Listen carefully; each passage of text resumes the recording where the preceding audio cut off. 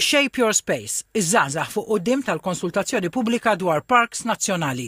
Hija waħda minn sensiela ta' laqgħat b'konsultazzjoni pubblika dwar il-ħolqien ta' parks nazzjonali fil-White Rocks, Fort Campbell u Manuel Island. Bħalissa il-konsultazzjoni qed tiffoka fuq il-White Rocks f'Pembroke. Aħna bħala Konsil Nazzjonali taż-Żgħażagħ nqajna l-istedina tal-Ministru nkunu parti mill-konsultazzjoni tal-White Rocks. Aħna raw ta' importanza li dan ikun spazju użat minn kulħadd imma anke miż-żgħażagħ tagħna. Il-Ministru għall-Ambjent Miriam Dalli qalet li żgħażagħ mhumiex biss stakeholder importanti imma msieħba ewlenin f'dawn il-proġetti. Li ġew il-qudiem bl-idea tagħhom b'dak li huma jixtiequ jaraw kif jixtiequ jikkontribwixxu.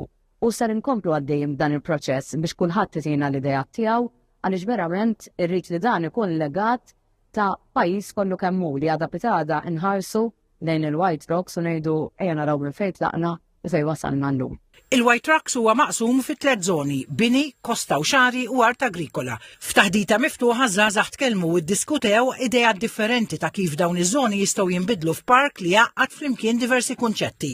U tkellimna fuq il-possibilità li jkun hemm spazji fejn il-graffiti jista' jsir b'mod forsi iktar kontrollat u bekk iż-żgħażagħ ikollhom post fejn huma jistgħu jesprimu ruhom u ikun iktar magħmula lihom mhux ġa spazji li jkunu bla doċċ iżda ikunu speċifikat għal dan l-għan.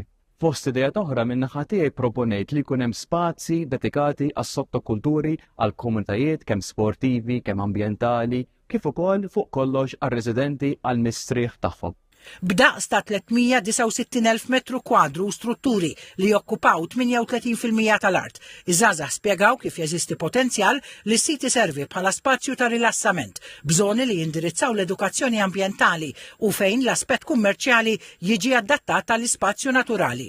Issemma wkoll kif governanza tajba tas-sit hija importanti biex il-park jibqa' spazju sigura l kulħadd u joffri opportunità ta' użu lil kulħadd. Ġiet enfasizzata l-importanza wkoll ta' konnettività u trasport sostenibbli li jwaslu lejn il-White Rocks, bażliet li jinkludu park and ride, servizzi ta' shuttle u konnessjonijiet diretti minn postijiet bħall-Università ta' Malta kif ukoll l-aċċess kemm mill-art kif ukoll mill-baħar.